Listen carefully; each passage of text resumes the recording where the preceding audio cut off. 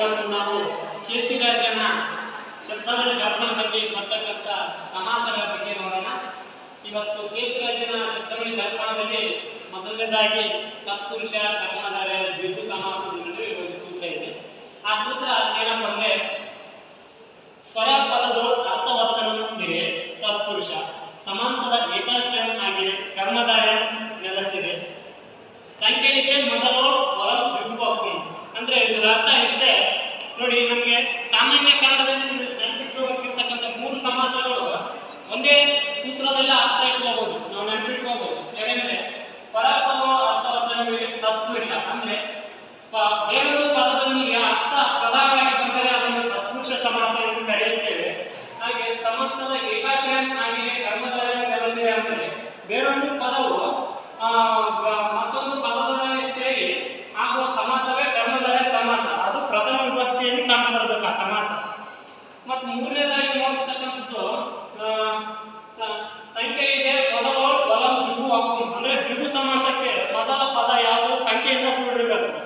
ಈಗ ಇದು ಉದಾಹರಣೆ ಸಮೇತ ನೋಡೋಣ. ಹಾಗಾದ್ರೆ ಮೊದಲನೇದಾಗಿ ತತ್ಪುರುಷ ಸಮಾಸಕ್ಕೆ ಒಂದು ಉದಾಹರಣೆ ನೋಡೋಣ.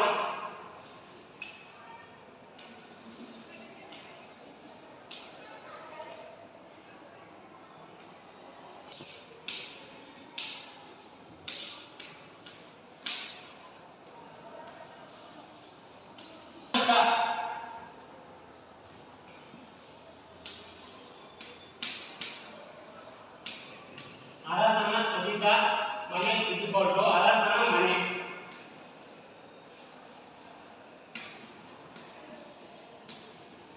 ಈ ರೀತಿ ಮೊದಲೇ ಉದಾಹರಣೆ ಕಾಣಬಹುದು. ಇಲ್ಲಿ ನೋಡಿ, ಪದದೊಡನೆ ಹೊಂದಿಕೊಂಡು ಹೋದರೆ ಅದು ಅರಸನ ಮನೆ ಆಗುತ್ತೆ. ಇಲ್ಲಿ ನೋಡಿ, ಇದು ಪೂರ್ವ ಪದ ಮತ್ತು ಉತ್ತರ ಪದ. ಈಗ ಎರಡನೇದಾಗಿ ಕರ್ಮಧಾರಯ.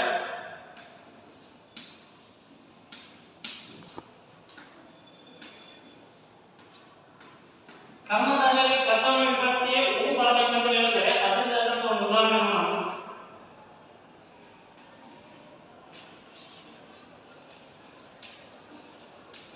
ಕಿರಿದು ಅಧಿಕ ಗೂಸು.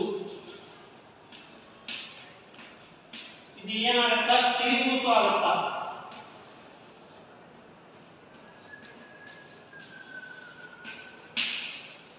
ಇಲ್ಲಿ ನೋಡಿ, ಪ್ರಥಮ ವಿಭಕ್ತಿ ಪ್ರತ್ಯಯ ಹೂ ಇದೆಯಲ್ಲ, ಈ ತರ ಆಗುತ್ತೆ. ಮೂರನೇದಾಗಿ ದ್ವಿಗು ಸಮಾಸಕ್ಕೆ ಉದಾಹರಣೆ.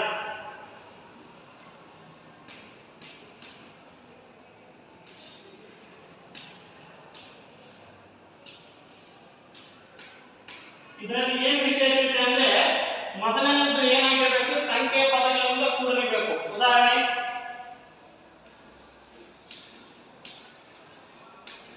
ಎರಡು ಪ್ಲಸ್ ಬಾಳು,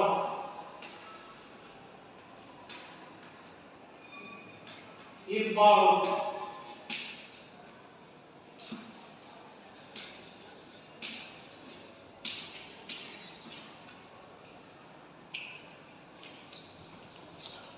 ಮುಂದಿನ ತರಗತಿಯಲ್ಲಿ ಬೇರೊಂದು ಸಮಾಸದ ಬಗ್ಗೆ ನೋಡೋಣ. ಧನ್ಯವಾದಗಳು.